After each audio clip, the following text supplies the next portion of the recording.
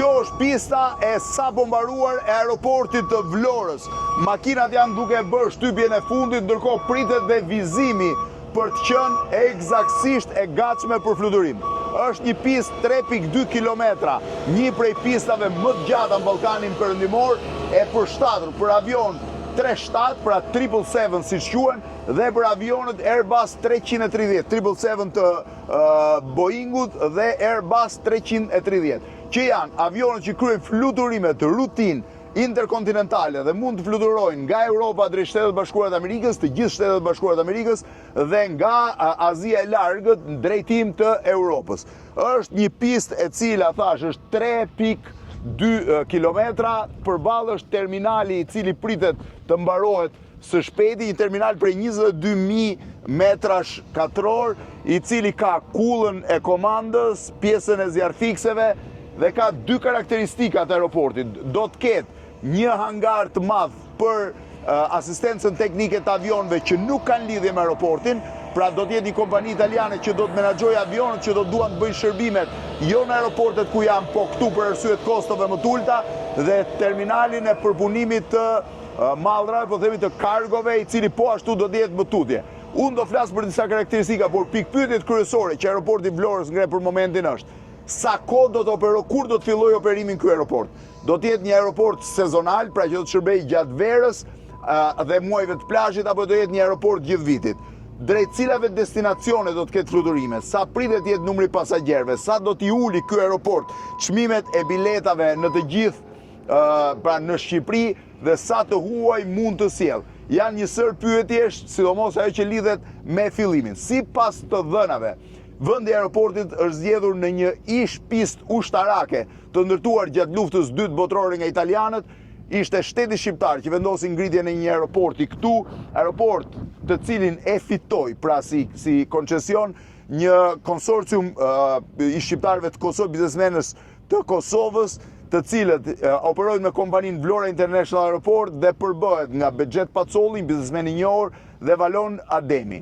Janë dy biznesmen pra që po e ndërtojnë. Sipas kontratës, aeroporti duhet të fillojë operimet në datën 1 shkurt të vitit 2026, por pretendohet që fluturimet charter mund të nisin që këtë verë, ndërsa operimet e plota ndoshta në nëntor të vitit, pra 2-3 muaj përpara afatit. Unë do flas tani me Klitin që merret këtu për një kohë të gjatë. Si kalove? A del shumë nga e djatha ime se kam 3.2 kilometra është e gjatë pista. Po, pista është 3.2 kilometra. Pra kjo është një pistë për uljen e çdo lloji avionit për masave të mëdha.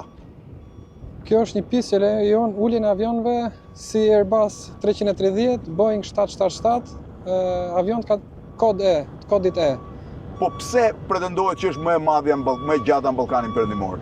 Prishtina, Shkupi, Podgorica kanë pista të ngjashme?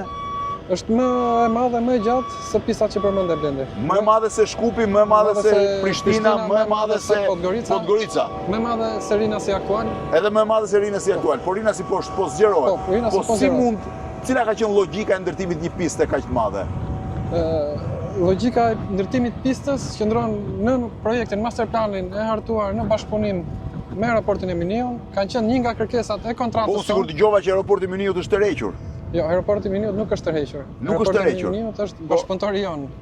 Pra do menaxhohet nga aeroporti i Miniut.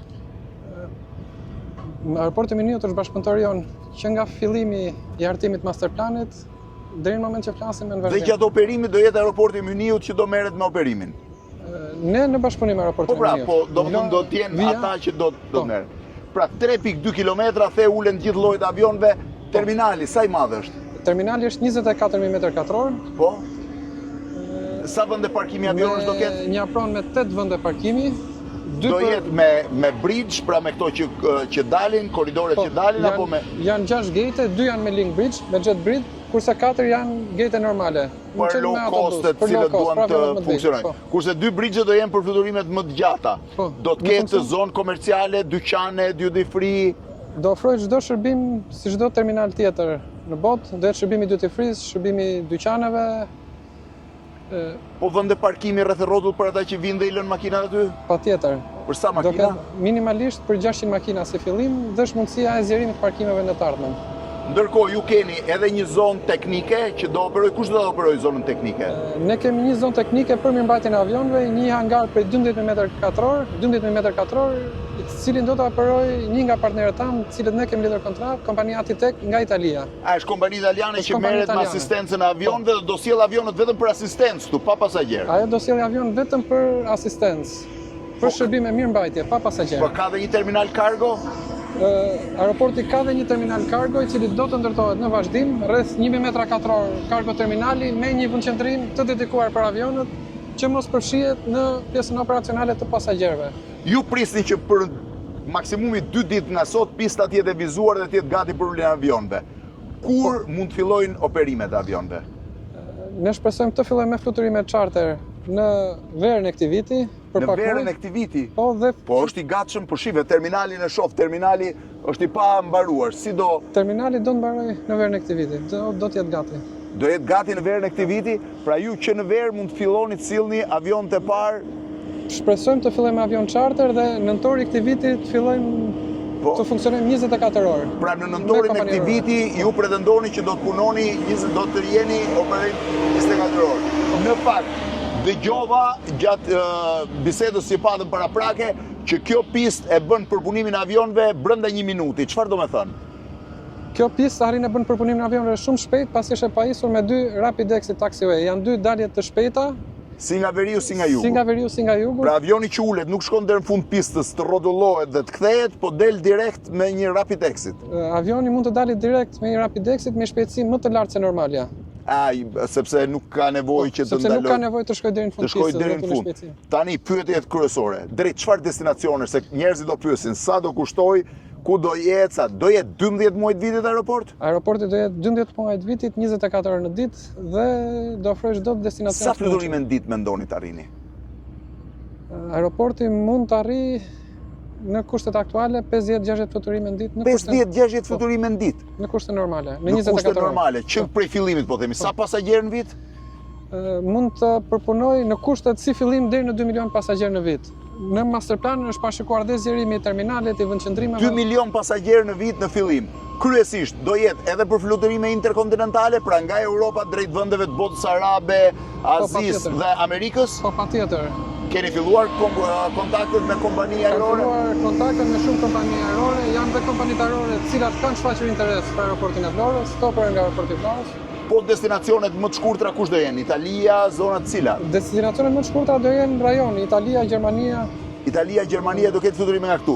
Dëgjova që do të merrni dhe tranzit nga Kosova, pra do ketë fluturime Prishtinë, Vlorë dhe drejt destinacioneve të treta? Aeroporti është projektuar dhe teknikisht ofron të gjitha operacionet e tranzitit. A ka dhe zonë tranzitit? Ti nuk ke nevojë të mbulosësh pasaportën, të dalësh dhe të futesh? Nuk ke nevojë të dalësh, nuk ke nevojë të hysh në territorin e Shqipërisë. Brenda terminalit mund të bëhet procesimi i pasagjerëve, përpunimi i pasagjerëve. Pra do të jetë zonë tranziti në të cilën ti vjen pa hyrë në territorin e Republikës së Shqipërisë. Nga zona e mbritjeve, kalon në zonën e nisjeve dhe mund të synoni më shumë të keni, po e quaj të huaj tani, përveç shqiptarve, të keni, po e quaj pasagjerë që vinë nga Azia apo nga Europa? Pra janë turistët apo do vazhdoni dhe për tranzite? Ne synojmë në radh parë dhe turistët, por synojmë edhe zonën e tranzitit. Edhe zonën e tranzitit? Nuk kemi limit në... Po për pasagjerët shqiptarë, po flasë mos emigrantët drejt Italisë, do ketë shumë destinacione? Shpresojmë të ofrojmë shumë destinacione, Blendi. Me Italinë, me Gjermaninë. Kur mendoni ju që aeroporti do të jetë në pikun e tij normal, pra stabilizuar, se fillimi gjithmonë është më i ngadalshëm? Ne shpresojmë, siç thash, të fillojmë në nëntor të vitit 2025 dhe vitit 2026. Pra një vit nga sot, aeroporti duhet jetë me kapacitet plot. Ne shpresojmë të jetë me kapacitet plot. Ju shpresoni që sot një vit jetë, tani pyetja më shqiptare e mundshme, bileta do jenë shtrenjta? Jo, ne shpresojmë të jemi në treg me çmime sa më konkurruese. Me çmime konkurruese, pra do ketë një alternativë më shumë për të pasur, po si destinacione, do jenë të ndryshme nga ato të aeroportit Tiranës, pra për të ofruar një mundësi më shumë? Një pjesë e destinacioneve do jenë të njëjta, kurse një pjesë tjetër do jenë destinacione të tjera, sidomos pjesa interkontinentale. 3.2 kilometra e pash që keni ngritur pistën nga niveli tokës. Sa është ngritur? Pista është ngritur eksaktësisht 2.6 metra nga niveli ekzistues i tokës. 2.6 metra e ngritur pista nga niveli i tokës. Sa mbushje ka është përdor? Në total, deri në përfundim, rreth 4 milion metër kub mbushje për të gjithë aeroportin. 4 milion metër kub mbushje. Kush është terminalit?